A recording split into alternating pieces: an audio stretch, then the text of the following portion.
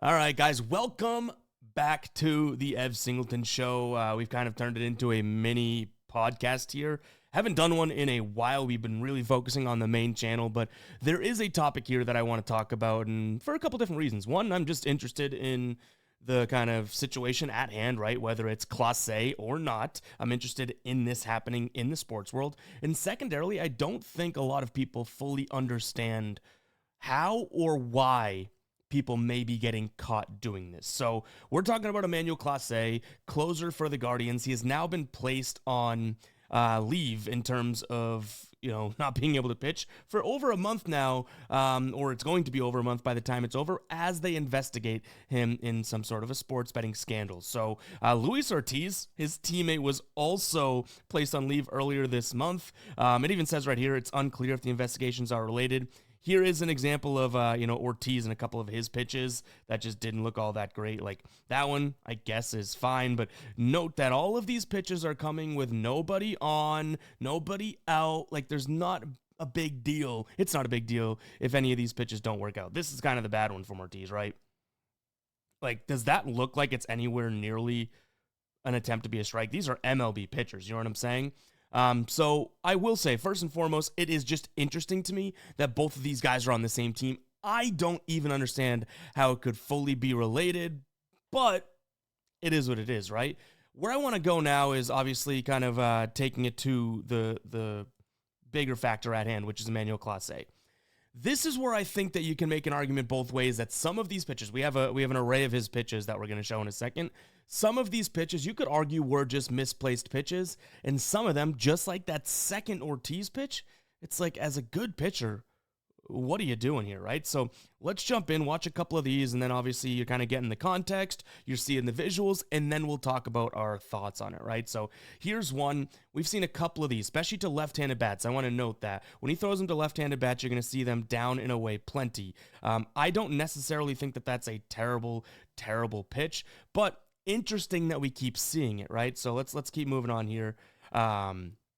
It's almost like that's the miss. Now, righty's a little bit different. This one goes way, way high, almost at his face. Whatever. We see pitches like that all the time, though, right?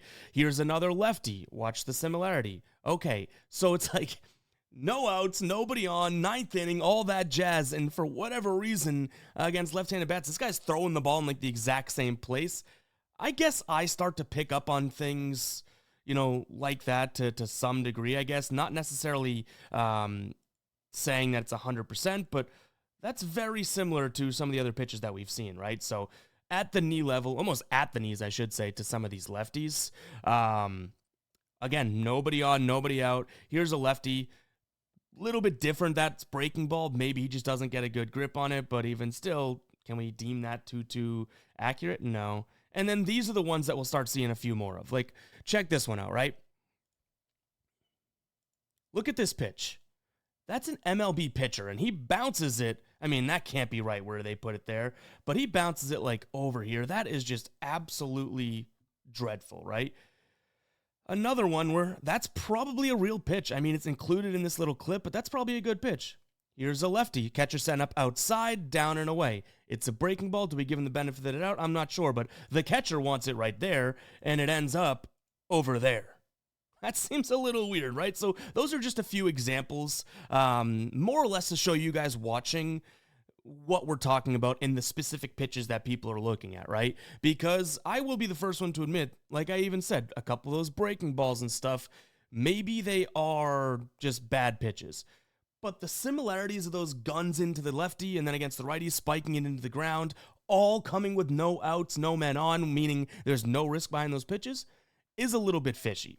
So I guess if I were to give my claim and stake on it, I would still say it's 50-50 whether or not this is happening, even with Ortiz. Whether it's happening with, obviously, Clase, who is all-star this year, if it's actually happening or not. That's not necessarily what I want to talk about, because I do think it's totally possible that this could be happening, right? I think some of these guys don't think that they would get caught or anything like that, and these are very specific situations. Like, I believe Ortiz was multiple, top of the third, nobody out, nobody on, first batter, first pitch of the third inning. That's super specific, and these sportsbooks obviously pick up on some things.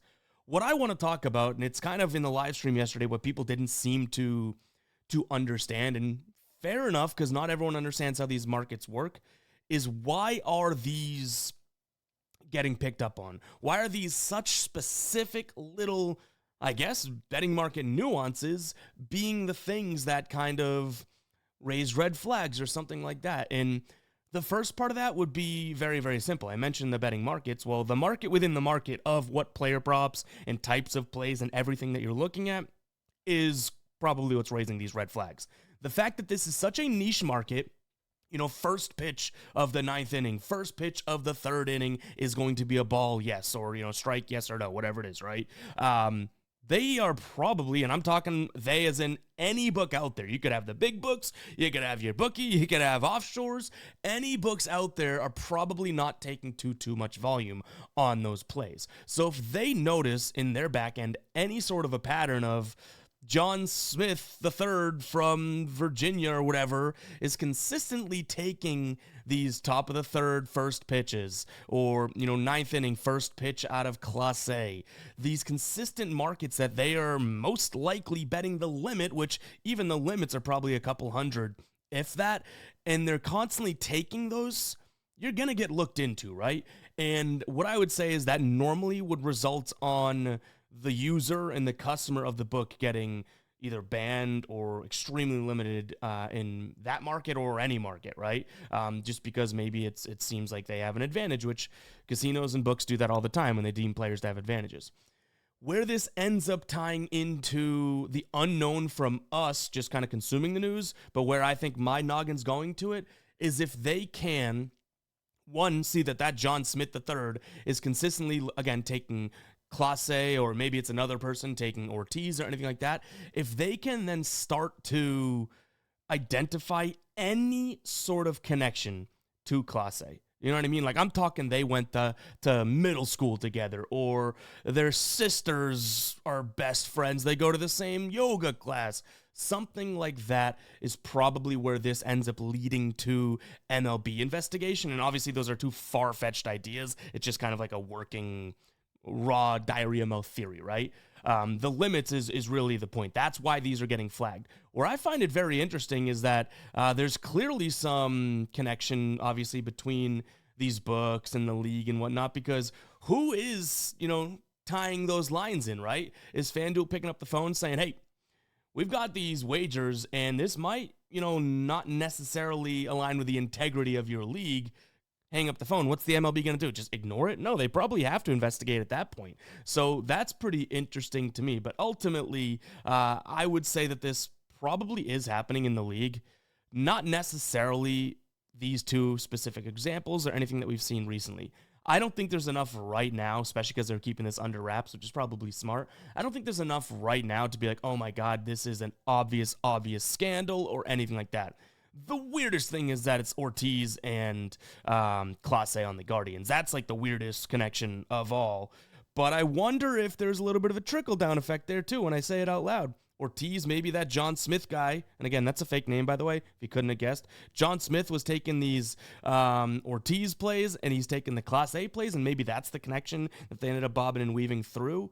But the next part that I kind of want to talk about is like, is this possible? Do we actually think that this happens? And my answer would be yes to both of those. Is it possible? For certain. You don't think that anyone's ever bet on, Pete Rose, for Christ's sakes. That might be a little bit different.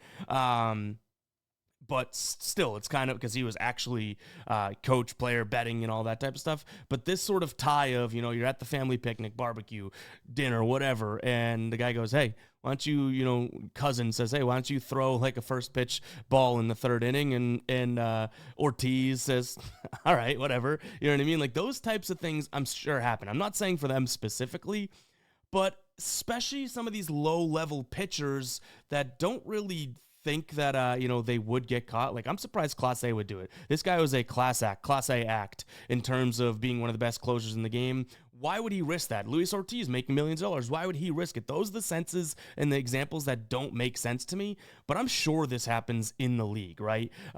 Overall, just there's people that are just dumber than most. If you're sitting here being like, why would you ever do that? That's the right question to ask. That means if you were in the position, you probably wouldn't do it. But let's face it, some of these athletes are just dumb, right? Like if they weren't playing sports, what would they be doing now? Would you trade lives with them in a second? Probably, because they get to live out their dream. But let's be real, they're not exactly deciding between Ivy League schools or going to the bigs, right? So I do think that it happens. What I will say is that I don't understand anyone with status like Clase, like obviously Ortiz, even to that status, what your gain is from it. If this is some sort of relation that you have with the person placing the bet or something like that, and they're like, hey, I want to do this, why wouldn't you just say, dude, literally pump the brakes. I will give you $1,000 instead of you making $1,000 on something that I can be implicated in. You know what I mean? Anyone that I know that kind of is tied into any professional sports players, people that are as low as like the ball boy and stuff like that, I don't even think that it's worth asking them the question because obviously they don't want to, right? So it's got to be more of like a pressure situation, which I imagine is the case if these are true, right? You know, you're having fun with your buddies, you get a little drunk, and you're like, I could do that, right? We all make bad, regrettable decisions, but let's not act like logic was involved when making the decision and saying, hey, tomorrow when we play the Blue Jays, first pitch of the ninth inning, it's going to be a ball, okay? Or it's going to be a fastball or something like that where it is so specific that any sportsbook would go, wait a second, there's been one person that took that damn market, they bet the limit, and it was correct. Makes you think, right? You're going to get caught like that. But yeah, I know we're all over the place. That was just kind of a quick my take on the situation. If I were to summarize, if you made it this far in the video, appreciate you. I would say not enough there, especially in the pitches that are being investigated, for me to say anything about Clase, yes or no. That said, it makes total sense if what I said about the limits and the markets being bet the way I think they were makes total sense why those were flagged, and I imagine that would just get flagged and flagged and flagged moving forward. And third, yeah, I think this happens in the league. I think it happens in every single league. We've had refs, have takes on games, right? We've seen players and coaches get in trouble with this before across multiple sports. It does not necessarily surprise me that this is coming out as sports betting becomes more accessible, as it becomes bigger. I think you'll just hear more and more of this because it was probably has been happening for a while, right? So yeah, those are probably the three things to take away here. If there's any major updates in this story, we'll be able to come on here and kind of give an update. But as of right now, I do think that we probably shouldn't rush to Ortiz, rush to Clase until we kind of know what the actual thing that set off the alarms was. If it was what I said about this market just being taken, advantage of and whatnot, then yeah, obviously there's some sort of an edge there, some sort of information that came from the inside. And if it's the same guy doing it for both, then it's probably some sort of Guardians leak or something like that. But at the end of the day, these guys got to throw the pitch, right? And I don't think it's a catcher or anything like that. We saw a couple times the catcher setting up outside and the pitch is, I want to say down in a way, but geez, might as well not even call it down. But ultimately, that's what I got for you guys. Hope you guys did enjoy. Hit that like button, hit that subscribe button. Catch you guys in the next one, all right? Peace out.